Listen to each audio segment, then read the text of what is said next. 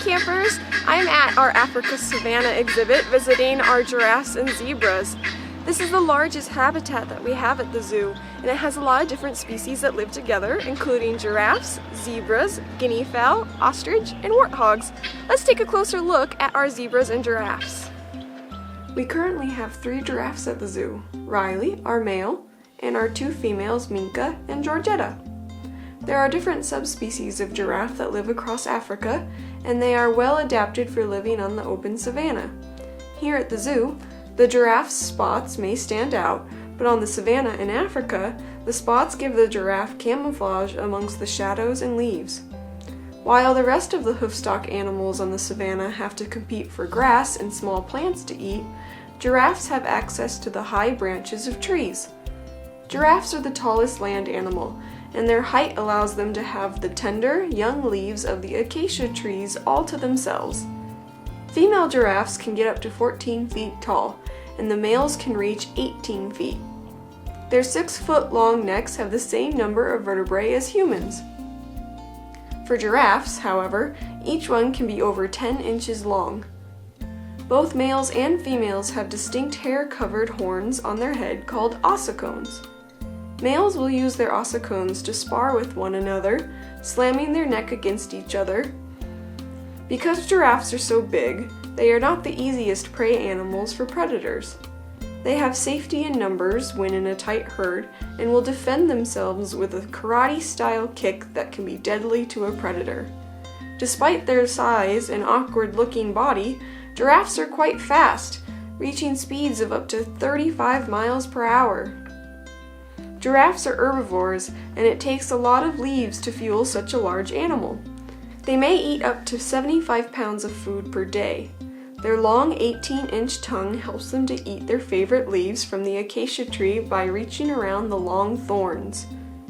Their tongue is black, which is believed to help protect it from the sun. The leaves they eat provide a lot of the water they need, so they can go a long time without drinking. When they do drink, they have to bend down a long way to get to the water. While they are bending down, they are in a vulnerable position, so one giraffe will act as a lookout for predators. What animal stands out even more here at our African savanna habitat? Our zebras Ziva, Zibby, Poppy, and Scooby. The zebra has a striking coat of black and white stripes, making them easy to spot here at the zoo. But what about on the savanna in Africa? Though scientists are not completely sure why zebras are striped, they have a theory that the stripes may work to hide individual zebras when they are gathered in a large herd. This may make it hard for a predator to pick out one zebra to attack.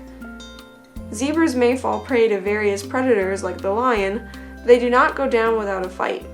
Like the giraffe, zebras are very fast and can deliver a powerful kick with a sharp hoof. Each zebra has a unique stripe pattern. No two are alike.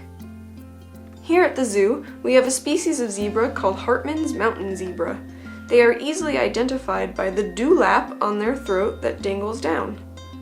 Their natural habitat is more mountainous and can get cold, so our zebras do really well in the Utah climate. Zebras are herbivores and feed primarily on grasses. As the dry season arrives, herds must travel to find more food and water holes. Zebras are highly social animals, living in family groups. Here at the zoo, you will often see our zebra roughhousing and making a commotion. Let's head over to visit another animal that lives on the Africa savanna. Hi, I'm visiting our white rhinos, George and Princess. Let's take a closer look and learn about their lives on the Africa savanna. White rhinos live on the savanna in eastern and southern Africa. There are 2 species of rhino found in Africa, the white rhino and the black rhino. Black and white rhinos are actually the same brown-gray color. However, black rhinos have a pointed lip and white rhinos have a wide, flat lip. Their name may have originated from Dutch settlers calling their lip wide, and it was mistranslated to white.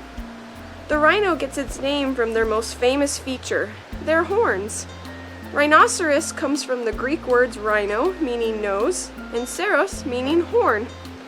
White rhinos have 2 large horns which are made up of keratin, the same material that makes up our fingernails and hair. The outside of the horn is rather soft and can be worn down or sharpened after years of use.